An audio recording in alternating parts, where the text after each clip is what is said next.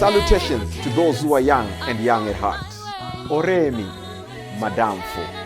Enyi, Salam alaikum. Hola, buena gente. Bonjour, la gente. Linja, Dumelang. Murigaboto. Mulibwanji. Murigaboto. Makadini. Karibu. Mwakaitawani. Munotambere. Welcome to Blackview SDA online platform. This is a place where your soul will find rest. Did you know every Wednesday and Friday at 6:15 p.m.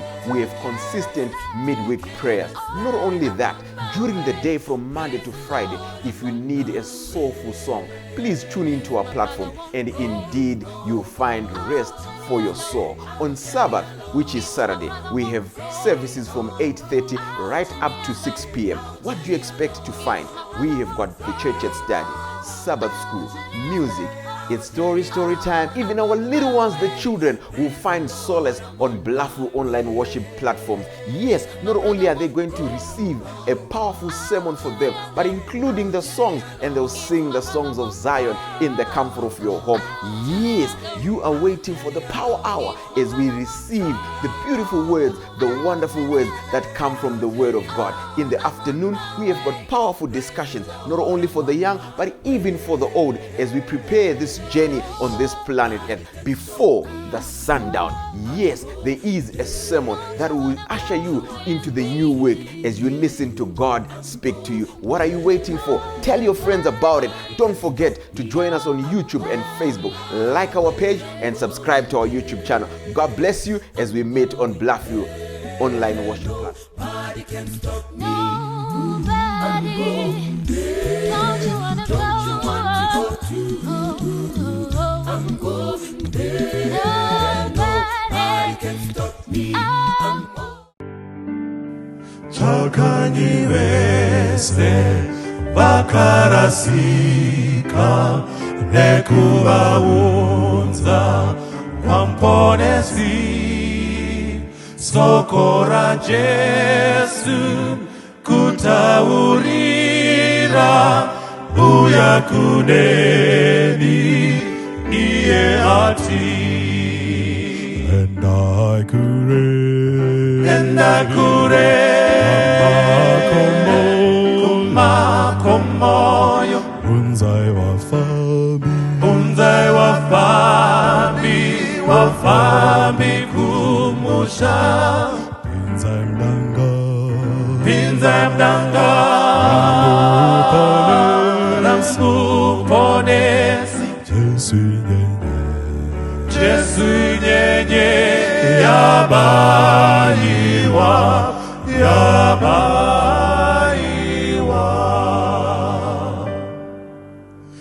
Chakanyiwese vakarasika kuvaratidza kuna Jesu kutungamira muiyo nzira yeruponeso neupenyu endakure kumakomoyo unzai wafambi kumusha pinza mdanga remuponesi Jesu nyenye yabayiwa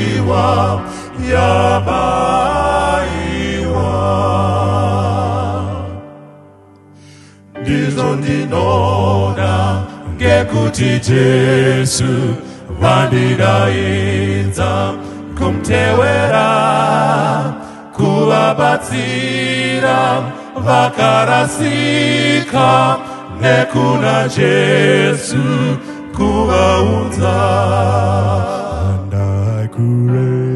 endakure kumakomoyo unzai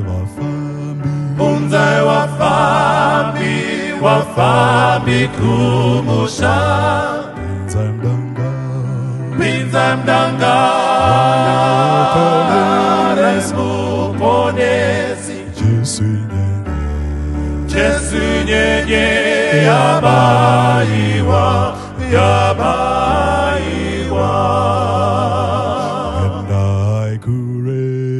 And I could kumakomoyo unzai wafambi kumusha binza mdanga remuponesi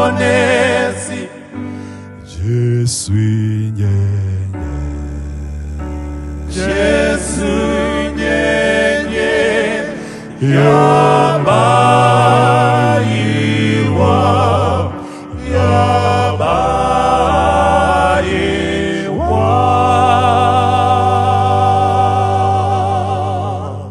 Ndoda kukwasai zvakare panguva ino. Tasangana zvakare muchirongwa chedu chatiri kutaura pamusoro pehope. Kuti dzinonyepa here kana kuti hadzinyepi, asi musoro wenyaya wedu kana kudingindira redu rinongotaura pamusoro pekuti hope idzi hadzinyepi. Tichava nenguva yekunamata tisati tapinda mukati memharidzo yanhasi. Ngatinamatei. Baba vedu vari kumusoro kudenga, tokutendai panguva ino tauya zvakare pamberi penyu sevana venyu mukati medzimba dzedu, mukati memabasa, mukati memisha nemukati menyika yeZimbabwe nemumachechi edu. Mwari, tinokumbira panguva ino patakutaura pamusoro penyaya iyi inobata maspheres akasiyana siyana eupenyu hwedu. Mwari, tibatsireiwo sekubatsira kwamungaite isusu vanhu venyu tisina simba. Tiregerere kudarika kwedu, mutipe pfungwa dzekuteerera shoko iri nepfungwa dzevanhu vakateerera kuna Mwari wavo. Tinotenda kuti muchava nesu mukati mebasa rose, mukuteerera nemutauro kweshoko, muzita renyu rinogara nekusingaperi. Amen. Toda kutenda Mwari panguva ino zvakare kuti tasangana mukati meshoko raMwari, mukati mesvondo irori ratava tiri mukati mekudzidza pamusoro zvatingawana zvishoma zvingatibatsirawo mukati menyaya yemukomana uyu yaJosefa. Regai tive nenguva yekutarisa zvishoma patakasira pana Genesis chapter 37 vhesi tangirai pavhesi ya 30. Verengai tinzwi. Verse 30. Akadzokera kuvanun'una vake akati, mwana haachipo, ino zvino ndichaendepiko? Zvino vakatora nguo yaJosefa vakauraya nhongo yembudzi, vakanyika nguo muropa, vakatumira nguo iyo yakareba ina mavoko kuna baba vavo, vakati, tanonga chinhu ichi, fananidzai zvakanaka kana iri nguo yomwanakomana wenyu kana isati iri iyo. Ivo vakafananidza vakati, inguo yomwanakomana wangu, wadyiwa nechikara. Josefa zvirokwazvo waparadzwa. Jakobho akabvarura nguo dzake, akasimira magumbu pachiuno chake, akachema mwanakomana wake mazuva mazhinji. Vanakomana vake vose navakunda vake vose vakasimuka vakamunyaradza. Amen. Asi akaramba kunyaradzwa, akati, ndichaburukira kubwiro kumwanakomana wangu. Mirai zvenyu ipapa. Tiri kutarisa nezuro patakapedzisira nyaya yedu iri kuti iyo hembe kana kuti regai tionesane zvakare pfungwa yekuti pakakandwa Josefi mukati megomba, takawirirana paya sekuona kwataitaura sekwemuparidziwo kuti tinototenda Mwari pamusoro pekuti ipo Josefa akashaya vakomana paShekemu. Otherwise thing could have been worse. Kufunga kwedu kuti akafambira gomba rakanga riri paDothani, afambira gomba ranga riri paDothani raakasvokandwa vakoma vachidya chikafu chaakanga aunza, zvikatiburitsira pachena kuoma kwemwoyo unenge wasindimadzwa neruvengo pakati pehama, kuti vanhu vanodya chikafu chauya nemunin'ina wavo asi munin'ina mwana wababa wavo ari mukati megomba. Shoko razvokwadi vana vaMwari kuti pane zvimwe zvinhu zvatakaita. There are two serious things zvatakataurirana kuti ngatizvingwarirei. Love and hatred. Kana kuti love nejealous. Jealous rakaipira kuti zvinhu zvinofana kuva zvakajairika kuti munhu ari normal aite zvinopinda mukati mekusudurudzwa kana ruvengo rwasvika. That's why vamwe vachizotaura kuti jealousy is a blue-eyed monster.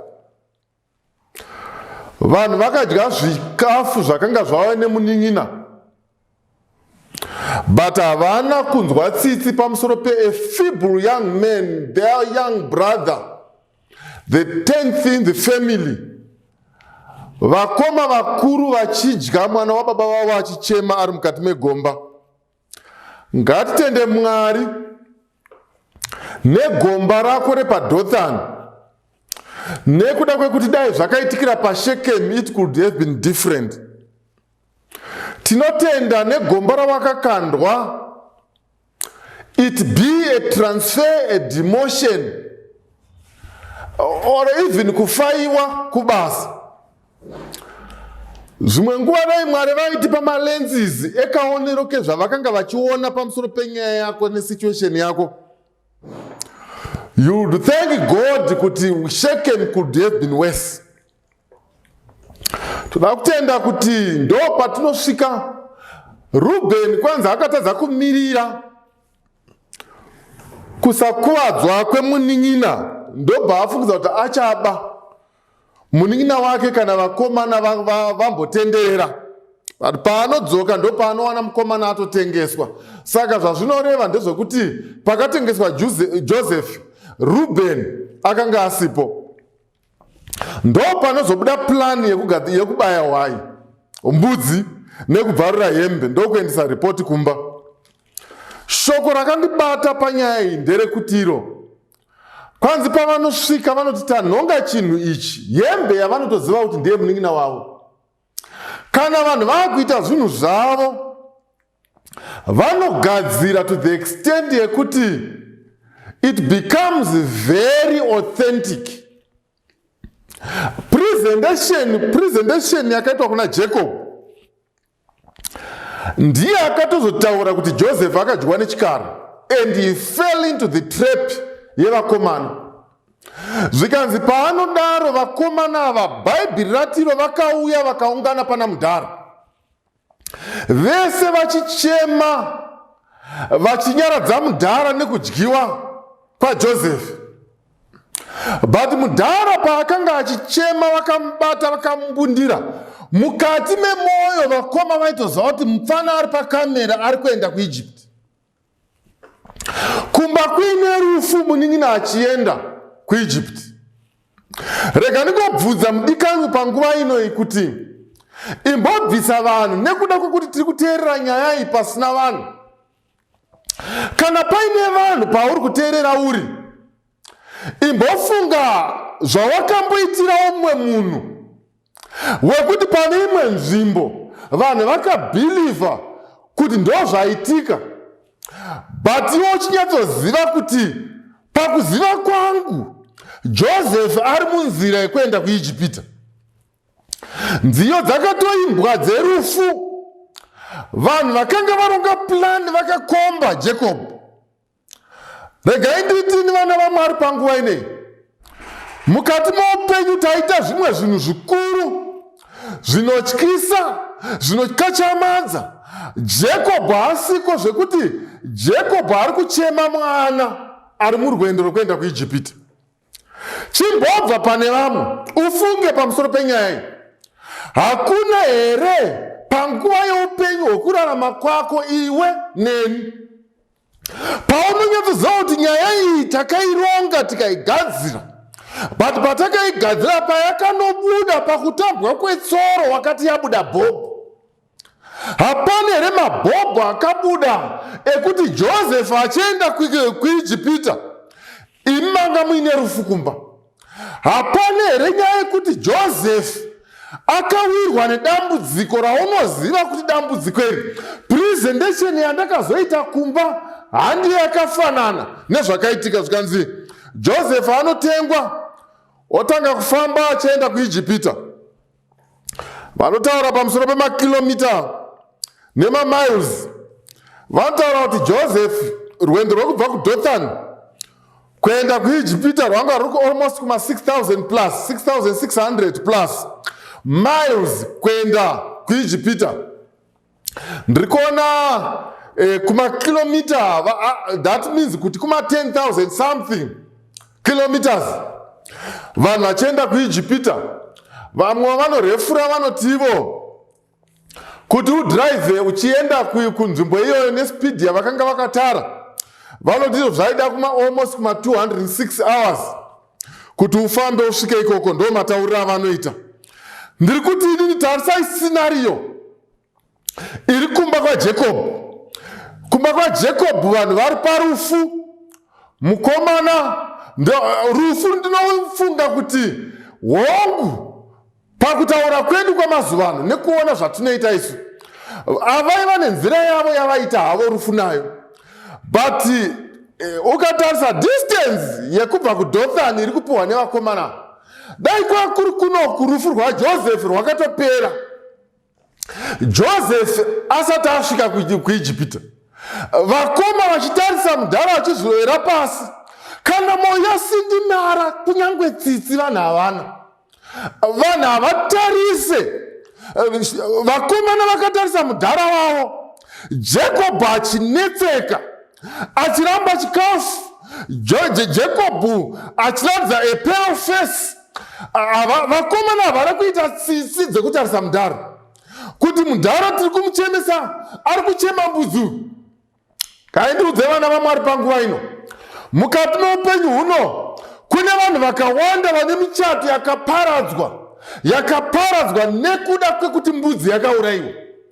Kune vanhu vakawanda vasara vari nherera nekuda kwekuti pakaurayiwa mbudzi. Pane machechi akasara ari mukati medambudziko nekuda kwekuti pakaurayiwa mbudzi, nekuti Joseph paakabviswa pakabviswa uyo akanga akamira, ndobva kwasara vakazvambarara.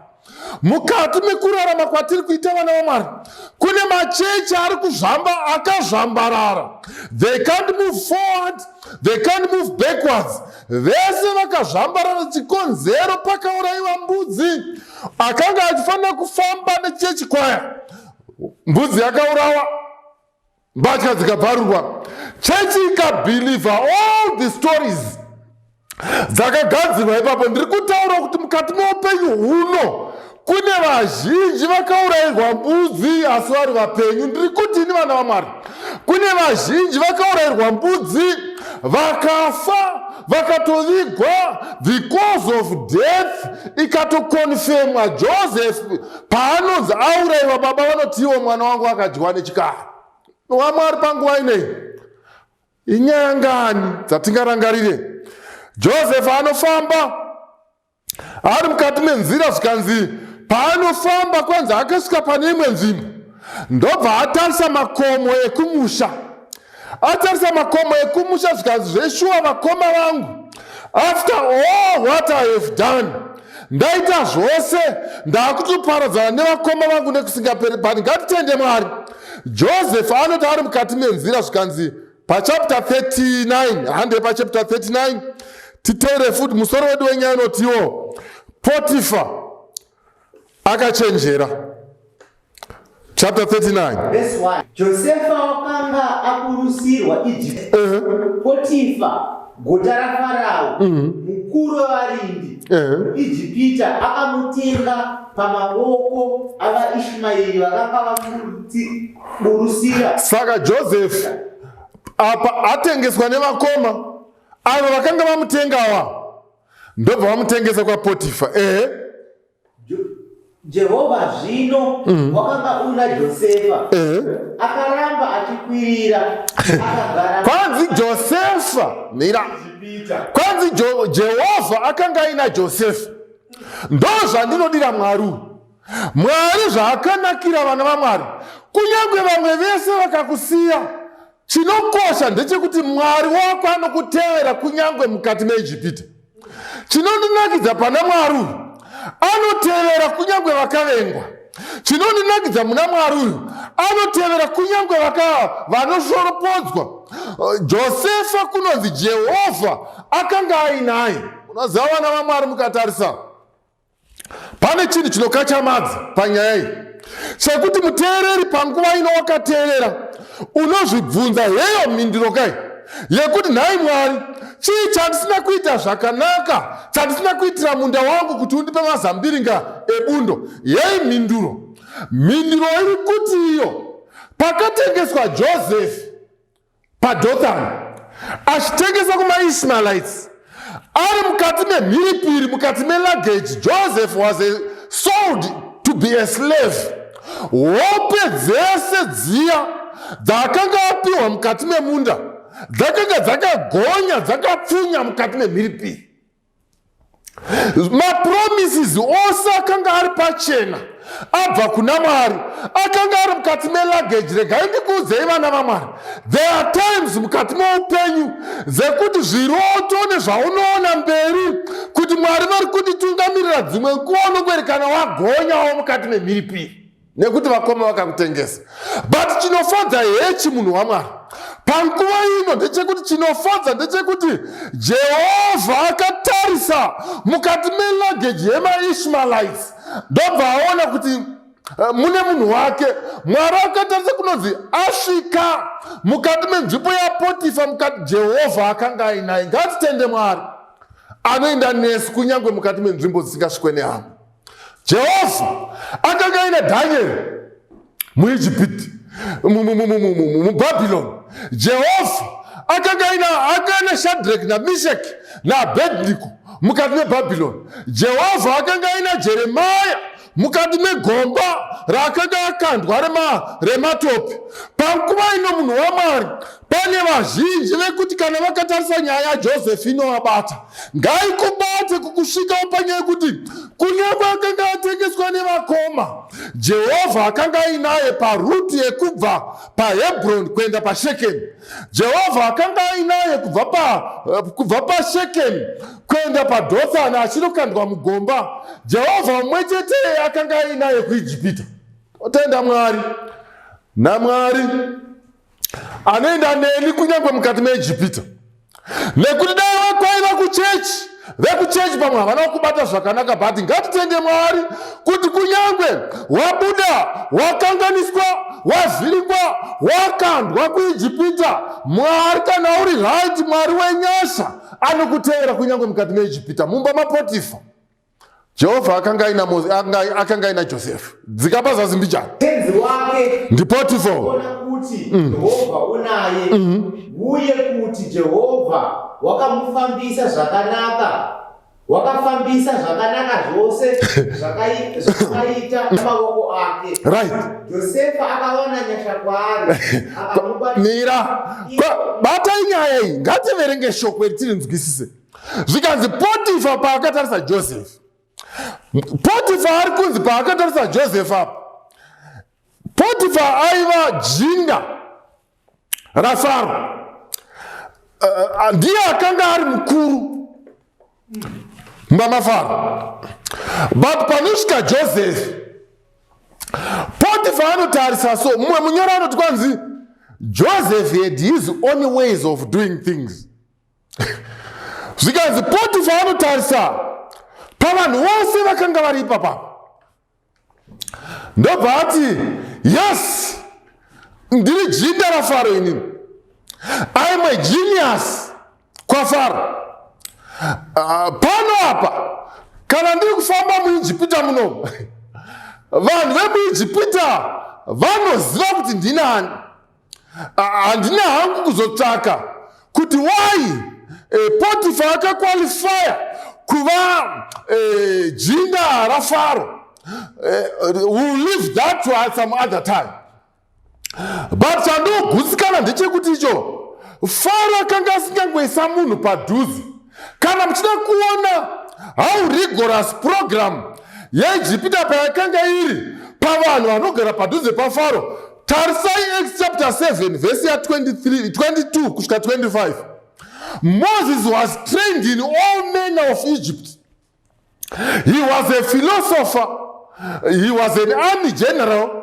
He was a poet. He was a soldier par excellence. Moses akanga ari murwi, akatrainwa zvose zvaikwanisa kuitika muIjipita nemamwe mazwi. Anyone akanga ari around Pharaoh should have been a genius. Madzimambo akanga asingazvikomberedze nevanhu vari wiki. Kana muchida kunzwisa endai panyaya Naamani. Naamani kunyange akanga aine leprosy, but he was a genius. So, ndoda kuti muone kuti Potiphar was not just a mere man. Potiphar was a genius. Potiphar was a great man around Pharaoh. Aigara pedyo nechigaro chaFaro. But Potiphar anoti vakomanaka, inini ndiri munhu hangu mukuru. Pandiri mukuru hangu ndine maslaves akawanda panapa, akawanda. Munofanira kuziva futi chinhu ichi vana vaMwari, kuti pavanhu vaishanda around these big people, they were not also very simple people. Aifanira kunge ari maslaves kana kuti maservants akanga akatrainwa zvokuti even Potiphar achitarisa aiona kuti ndine vanhu vokwavo. Saka ndoda kuti chechi ichiziva ichi manje ionechi kuti Potiphar aine all those credentials, aine mapepa akasimba zvakadaro. Vanhu vachiona ukuru hwake hwaPotiphar nemasimbiro akanga akaita. But Potiphar also looked around. Ndobva aona maslaves akanga amutenderedza. Akandobva atarisa Joseph, just a mere boy who came out pakati pemhiripiri pasina chinoshamisa. Remember, it had taken days for Joseph kuti amove from Hebron to Shechem. That could have had some impact on his health. Dehydration, a defaced health. He took also quite a good number of miles from Shechem to Dothan. That could have taken a bit of a chunk of his health. Gata says Joseph achibva paDothan to Egypt, 10,000 kilometers plus. Ari pamakamera mu desert, paanosvika ari a feeble weakling, a boy. But Potiphar akatarisa mufana, anoti ndinawo hangu vasevenzi vakambotenderera nekushanda pandiri, but I have a different man in the camp. Akatarisa vamwe vese, ndobva atarisa vamwe vese, zvikanzi this boy is different. Regai nditini kuwana vaMwari panguva ine. Potiphar paakatarisa Joseph, Potiphar akanga asiko kuhope dzekumunda uko. Hello? Potiphar, Joseph paanopa dream kuvakoma about chiswa chakamira zvimwe zvakakotama. Potiphar was not there. He's an Egyptian, a pagan, an atheist, someone who doesn't believe in God. He was not there ku Hebron. Joseph achipa hope. Potiphar akanga asipo. Joseph paakarota the second dream anga asipo. But Joseph, Potiphar nekungoona nemaziso, anoti mufana uyu ane mweya waMwari. Mufana uyu is different. He's so unique. Ndoda kuti vana vaMwari, Potiphar akaona zvakangwara kudarika zvakaonekwa nevakoma. Nemamwe mazwi kuti kuti inini vana vaMwari. Bata ivhesi ingangotibatsira. Luke chapter 16 ibate vhesi iyo, verenga ipapa. Luke chapter 16 inofanira kutibatsira kuti Potiphar anoona zvisina kuonekwa nevanhu vaMwari. Anoonekwa zvisina kuonekwa nevanhu vana baba vakachinzwa zita from Jacob to Israel, kuti muchava baba vendudzi zhinji. Potiphar anoona zvisina kuonekwa nekunzwikwa nevanhu vakatsanangurwa hope nemufanano. Joseph did not declare anything about the dream kuna Potiphar. But Potiphar achiona anoti munhu yani mweya waMwari, munhu ndewamwari. Zvisina kuonekwa. Tiverengere chapter 16 verse 8. Tiverengere tinzi. Verse 8. Yes. Ishe wake akarumbidza mutariri asakarurama nokuti wakanga aita nokuchenjera kuti vana venyika ino vakachenjera parudzi rwavo kukunda vana vechiedza. Yes, nduna pati yenotiyo vana venyika ino vakachenjera kudarika vana vechiedza.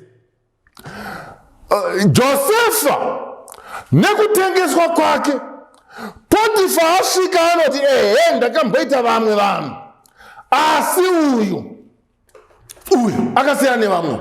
Zvikanzi vana venyika ino vakachenjera kudarika vana vechiedza.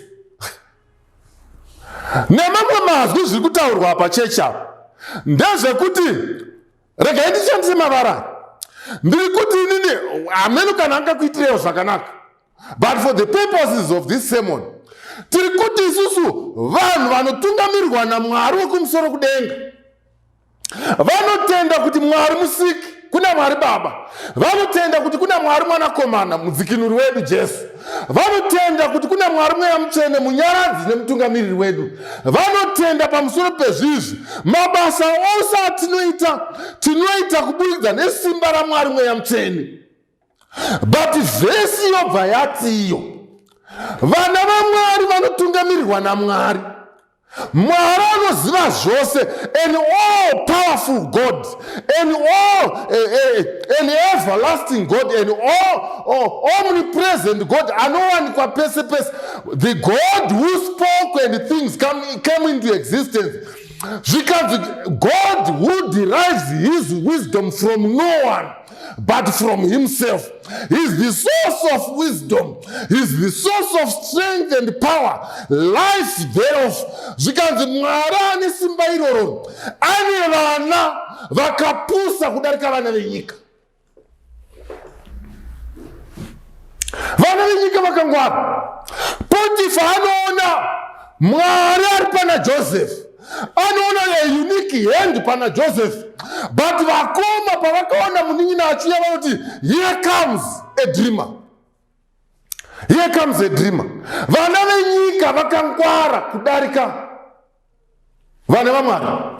Zvikanzi Mwari akatarisa vanhu vake akavapa zvese. Imbotarisaoni, imboenda pana nhingirikini shamwari, enda pana vaKorinde, imboenda pana vaKorinde kana waipapo timboona ipapo kuti sei tichiti Mwari yes, verenga tinzi. 1 Corinthians chapter 12 verse 4. Zvino marudzi mazhinji ezvipo aripo, mweya nomumwe, marudzi mazhinji okushumira aripo, uye Ishe mumwe. Right. Marudzi mazhinji mabasa aripo, asi Mwari mumwe. Yes. Mwari akatisika kuti tishumire Mwari. Atisika kuti nemamwe mazwi, regai ndishandise mavara aya, ndiri kuti inini Mwari paakatisika, akatisika tine pfungwa yekunamata iri matiri. Takasikwa tiri ma-religious beings. Pamunhu pakatosvikwa paine pfungwa yekunamata.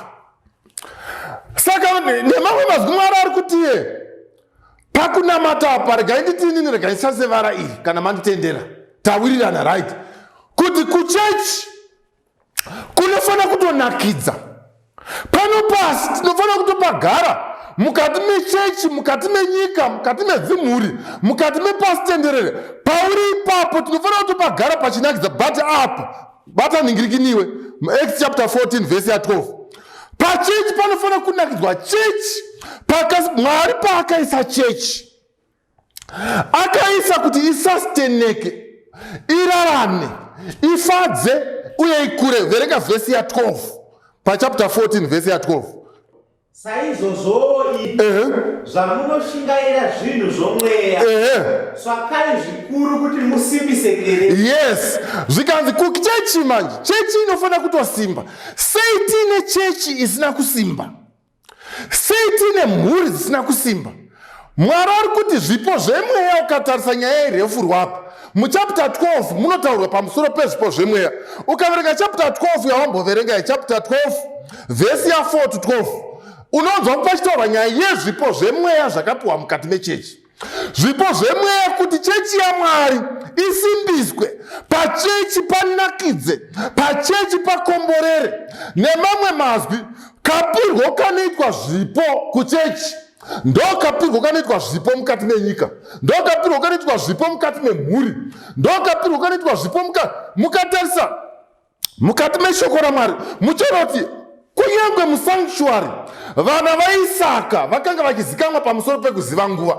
Paiva nevamwe vakanga vachizikamwa pamusoro pekuimba, vamwe vaizikamwa pamusoro pehondo, vamwe vaizikamwa pamusoro pezvizvo. Saka Mwari hakuna any strata yefamily, strata yenyika, strata yeregion Mwari asina kuisa zvinhu zvinoita kuti vanhu iva vararama. Mumwe akabvunza kuti is God concerned about where we stay? Acts chapter 17. Verenga Acts chapter 17 verse ya 24 tiverengerewo ipapa. Verse 24. Right, kuchechi takunzwa. Hatimbone kuti Mwari ane hanya here nepatinogara kana kuti ava vanogara apa. Verenga. Vakasika nyika nezvose zviri mairi. Iye tenzi wekudenga napasi. Yes. Haagari mutemberi dzakaitwa nemaoko evanhu. Hashumirwi namaoko avanhu. Yes. Seachinge achishayiwa chinhu. Zvari iye emene unopa vose upenyu nekufema zvose. Wakaita marudzi ose avanhu. Yes. Achibva kuno mumwe chete. Kuna Adamu. Agare pasi pose penyika. Pasi pose. Akatara nguva dzavakatemera. Yes. Nemiganhu yokugara kwavo. Thank you. Vatsvake Mwari. Mchimira ipapa. Pandinakidza ndepekuti Mwari anotoziva maareas atinogara. Anotoziva kuti kuAfrica vanogara pakati, kuUK vanogara pakati, kuEurope ikoko nekuAsia. Mwari anotoziva matinogara. Muchaona kuti Mwari anotoziva masikiro akati taari kuti mese makabva kuna Adamu, mese makabva pamunhu umwe chete. But Mwari anoziva maregions atinogara. Mwari haasike vanhu vasingafaniri kuwana zvokudya. Kuti murarame vanhu munofanira kudya, munofanira kunge mune marelationships, munofanira kunge mune zvese zvichifamba zvakanaka. Ndokunonzi dwelling in a place. Mwari anozviziva izvi. Saka taona zvinhu zviri panapa zvatofanira kuziva. Number 1, Mwari anoziva mufamily yandinozvarwa inini nezvinodiwa imomo. Mwari anoziva chechi yandiri muchechi. Mwari anoziva kuti ndiri munyika yandiri, anoziva continent yandiri. Saka munhu wese ari panyika panapa anozikamwa naMwari paari. Mubvunzo woti yewo mumhuri yaJosefa Mwari aitoziva zvavanoda. Mwari aitoziva kuti vanoda kudyei, vanofanira kunwei. Aiziva zvipfuwo zvavanoda neregion yavakanga vari. Regai ndikuudzei vana vaMwari, Mwari anoziva patinogara. Ndosaka muchiona, regai ndikotaura, handisi munhu wesainzi. Regai ndikotaura kuti ukatarisa kunyangwe ganda rediri rinokuudza kuti Mwari anoziva kwatinogara, nekuti ndere iri ramoti rebleki. Ganda iri Mwari anotoziva kuti zuva riri kuAfrica rinofanira kuwirirana neganda iri. KuEurope anoziva kuti ganda rekuEurope rinofanira kuva lighter than mhino chaidzo idzi mhino idzi. Mukatarisa dzedu mhino dzatiina dzedu, ukaitarisa munhu iyoyo inozara fesi yese nekuzara kwayakaita. Mwari aiziva kafemero katinofanira kuita kuno. KuEurope vaiziva kuti kunotonhora, vamwe vanotaura, ndati handisi munhu wesainzi, vanotiwo mhino dzeko dzinofanira kutoroka torero nekunhongo chando chishoma.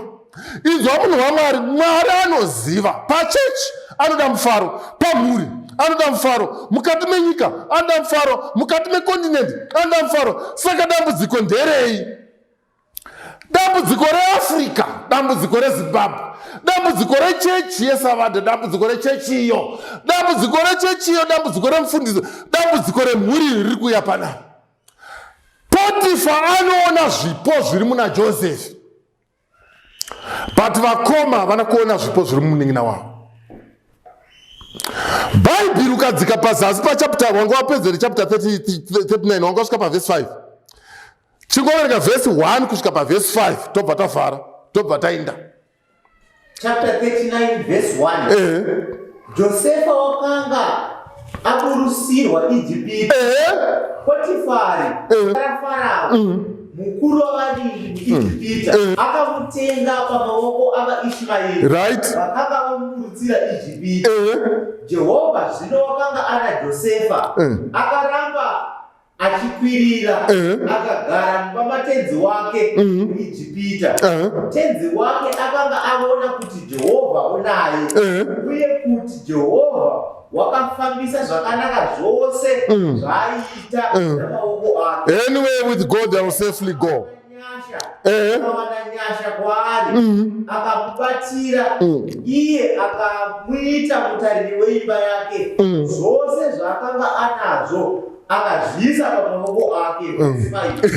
Zvino kubva pakuitwa kwake mutariri weimba Noa zvose zvakanga anazvo Jehovha akaropafadza imba yomuIjipita nokuda kwaJosefa. Kuropafadzwa kwaJehovha kwakanga kuri pamusoro pazvose zvaakanga anazvo kumba nokumunda. Zvikanzi Josefa paakaenda kuIjipita, Bhaibheri rati pawaverenga apo shamwari, rati kwanzi akaramba achikwirira. Zvoreva kuti chechi kana zvikanzi akaramba achikwirira zvinoreva kuti this is a progressive movement. Zvoreva kuti Joseph pesi paakatanga kana kukanzi akaramba achikwirira hakuna kunzi akatanga kukwirira.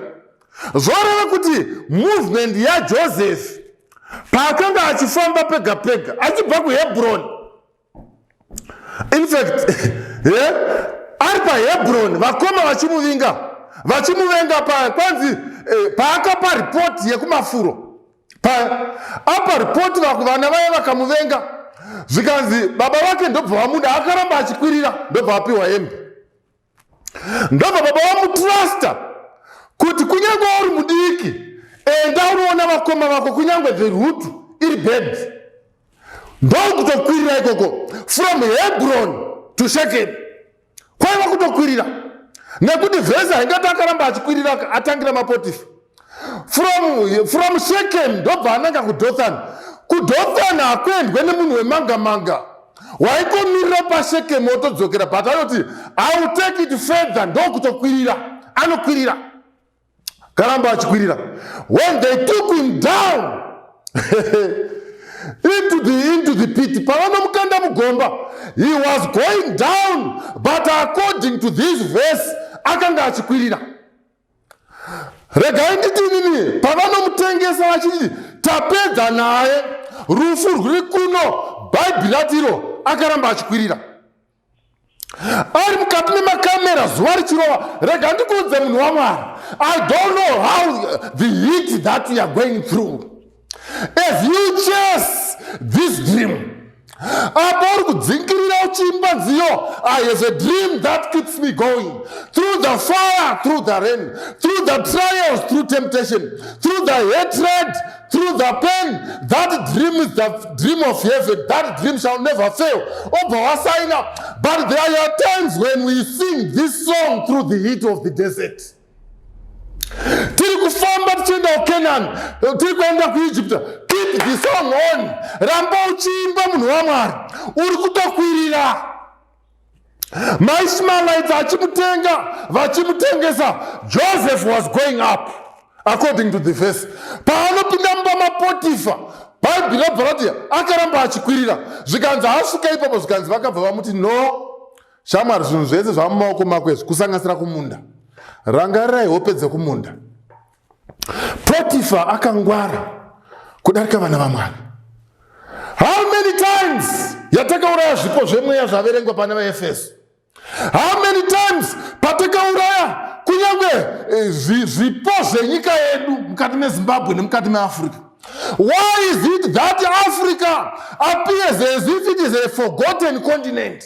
Sei mhuri yenyu ichiita sekunonzi zvinhu zvayo zvinongozvambarara. Chikonzero takabvisa vakamira. Here's what the world offer.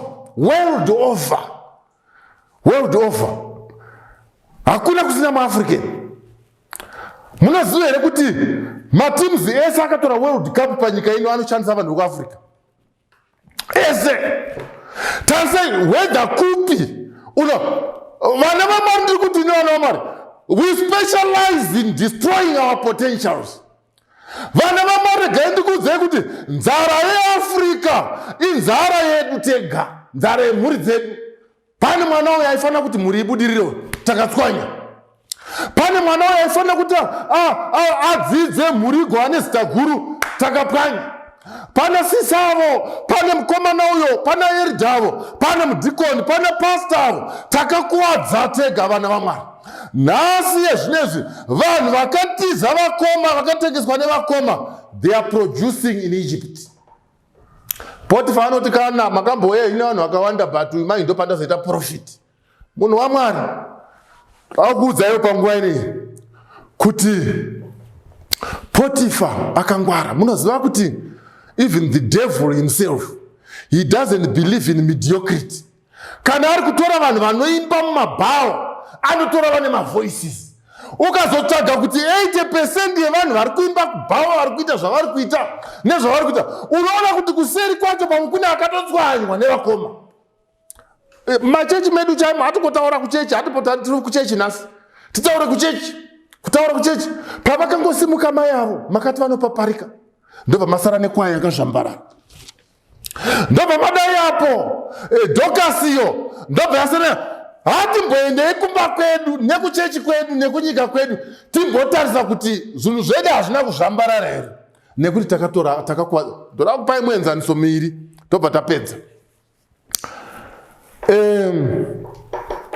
Potential iri muAfrica yakakura zvakadaro zvekuti we could be ruling the world, but takakuvara nekuda kwokuti ichi chinhu chandataura chejealousy. But vatorwa vanoziva kuti pane zvipo apo, votora. Mukomana anotambira bhora timu inonzi Liverpool, vanoteera zvebhora, vasingateeri zvebhora, I want to apologize. I'm going to use this example. Mukomana uyu anonzi akaenda kubhora kunotamba. Aenda 500 kilometers kuSenegal. Kwanza akaenda kutauni almost netsoka kungonogara kunguti angowanawo zvekuita asina chokuita. Ndobva aona kuti chipo changu chiri kubhora. Kwanza anosvika, kwanzi kune timu dzainga dzichidaidza vanhu vachiscoutiwa nevakomana vekuFrance. Kwanza anosvikawo paya aine chitirauzi chekuchekwa zvimadhumbu zvaakanga ainazvo nezvimabhutsu zvekutambisa bhora. Ndobva atarisa akaona kuti apa ndingangotamba, ndobva apinda. Kwanzi ndobva pamira umwe murungu akanga aripo, ndobva amudaidza zvikanzi, you also want to play soccer? Zvikanzi, yes, I've come for trials. Zvikanzi, nezvauri here izvi? Kwanzi akanditarisa neziso rinotsvinya kuratidza kuti hapana chinobuda paurumbu. Akatarisa madhende nebhutsu dzakabvaruka. Kwanzi ndobva kanzi, okay, pinda mune vamwe oita sei, utambe. Kwanzi pandakatamba, paakatamba akaona murungu abata chirebvu for some minutes. Ndobva amudaidza zvikanzi, yeah, you have qualified. Amudaidza kudaro zvikanzi, ndo mukomana watiri kutaura ari kutambira kuLiverpool, vanoziva zvebhora. Akabva vamutora ndobva vamuisa kutimu yemenzi yekuFrance uku. Ndobva achibva ikoko ndobva aenda kune imwe timu, achibva ikoko ndobva aenda kuSouthampton, achibva ikoko ari kuLiverpool. Iye zvinezvi Liverpool kana mukomana yaasipo, kana asipo inonzi iri kurwara. Why? Akascoutiwa, but from face value hapana chaioneka. Ndinoda kuona pfungwa dzaPotifa. Potifa ari kuti ndiri hangu Potifa, kunyangwe ndiri Potifa, ndiri mukuru kwaFaro, but uyu mukomana uyu has something extra. Vana vaMwari mukaona tikasvika pachimiro chekuti kunyangwe ndiri pastor, mukati memharidzo kana elder vachirova, ndobva ndati he can excel more than me. Ndikaona munina uyu ari kuimba kudarika ini, ndobva ndati exactly ndo zvatiri pachechi panonakidza. Vana vaMwari, teererai vana vemuZimbabwe, teererai vanhu veSavadha, teererai machechi akatenderedza, teererai makwaya. Kana paine chinhu chatingaite, we need that eye that sees beyond the regs, dzoona kuti kunyange bhutsu dzakabvaruka, kunyange hembe dzakabvaruka, kuseiko kune munhu ane zvaanogona. Let us not destroy our potential. 1900 years ago, I know of a captain who went by the sea, by the banks of the Sea of Galilee. Vakomana vari kubata hove. My captain comes from heaven. Asvika otarisa vakomana vachibata hove. Macustomers akamirira kutenga hove. Achiona neziso rinoona. Anoona my evangelist who would evangelize the whole world. That's my captain, who saw a disciple beyond the rags them a fishermen. Jesu achiuya panyika panapa anotarisa nemaziso, asikaonekwe nevanhu maziso anokunda vakoma vaFarisei, kuti vakomana vatinoziva nehove vemazuva ese. Jesu paanosvika anosvikaona beyond the rags. Nguva ino vana vaMwari, regai nditini neAfrica, church yemuAfrica, mhuri dzatiinadzo tokundwa here kungwara naPotifa. Potifa anoona progress nepotential iri muvana vemuAfrica. Anoona potential iri muvana vemuchechi yepalocal church penyu. Potifa oti kunde here isi tine mweya mutsvene, iye ane mweya usiri waMwari. MuEgyptian oona here kuti baba avo namai avo muparidzi, baba avo namai avo muimbisi, baba avo namai avo maprayer warrior. Musikana uyo paanonokura uyo achaitawo kana kudarika Pastor Chipunza. Dai Mwari atibatsira panguva ino tione kudarika Potifa. Potifa akaita zvakangwara kudarika vakoma. Potifa anoti kunyangwe ndiri jinda raFaro, Joseph can produce something better. Take the fields, give the results. Joseph ita zvose rova, but mukoma Rubeni havana kuzviona izvo. Zebulun, Isaac havana kuzviona izvo. Simeon, Levi, Dan havana kuzviona izvo. They saw a dreamer. Hama dzangu, chechi yedu yakazvambarara, mhuri dzedu dzakazvambarara, nyika yedu yakazvambarara, continent yedu yakazvambarara. It's not about seminars. Masemina taita kuchechi, kumhuri, kunyika, muAfrica. We are spending more time in troikas and seminars. Vanhu vaparidzirwa ava kumachecha. Chii pane dambudziko redu chinoita kuti zvinhu zvedu zvirambe zvakazvambarara? Ngatiregei kukundwa kungwara naPotifa. Ngationei, tine mweya mutsvene isu, tine Bhaibheri, tinonamata, tinoimba, tinopinda chechi, takadzidza muAfrica. Chii chiri kuita kuti tirambe tine dambudziko? It is because hationi potential iri muna Joseph. Vana Joseph vekumba kwedu, vana Joseph vekuchechi kwedu, vana Joseph vemusociety medu voonekwa here naPotifa, and they do wonders. Vari kuIjipita. Mwari vatikomborere, Mwari vatibatsire. Let us think about our family. Mwari ngavatibatsire. Tirege kukundwa kuona zvakangwara naPotifa. Ngatinamate. Baba vedu vari kumusoro kudenga, tokutendai neshoko renyu. Tibatsirewo pakuvhura maziso edu ekudevelopa vanhu vari around isusu.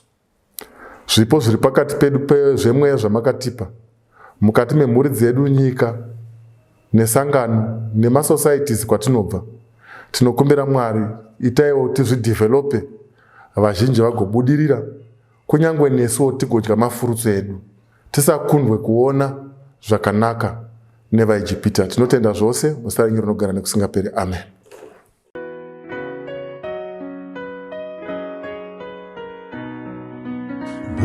Uchiwenaka kendi uchirara, uchiona mushawa wepetko,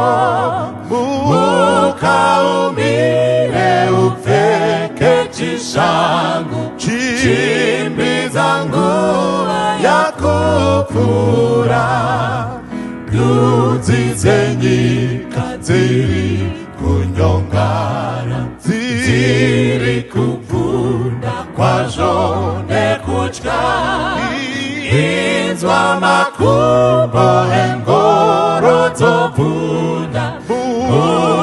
mujiwe naka usanonoke, usanyengedzwe nezviro zvenyika. Rufaro rwayo runopfuura, ziya ruchiva nepfuma yepasi. Mujiwe naka chisiya zvese, bisa musoro ziso ritarise. Uone mbiri ya Jesu mambo, ona kupenya kwake kumakomo. Mujiwe naka imba ufare, ona bisa musoro ziso ritarise.